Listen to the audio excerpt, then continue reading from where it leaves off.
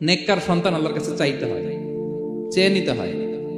নবীরা দোয়া করেছেন, রব্বি হাবলি মিনাস সলিহিন, আল্লাহ নেককার সন্তান দেন, হে আল্লাহ পুণ্যবান সন্তান দেন, আল্লাহ এমন সন্তান দেন যাদেরকে দেখলে আমাদের চোখ জুড়ায়।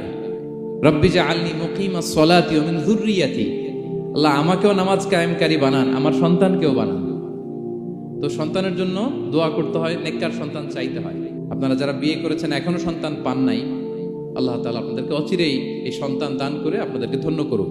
যারা এখনো বিয়ে করেননি, বিয়ের পরে আল্লাহ তাআলা আপনাদেরকে সন্তান দান করুক। এটা অনেক বড় নেয়ামত, এটা আল্লাহর কাছে চাইতে হয়।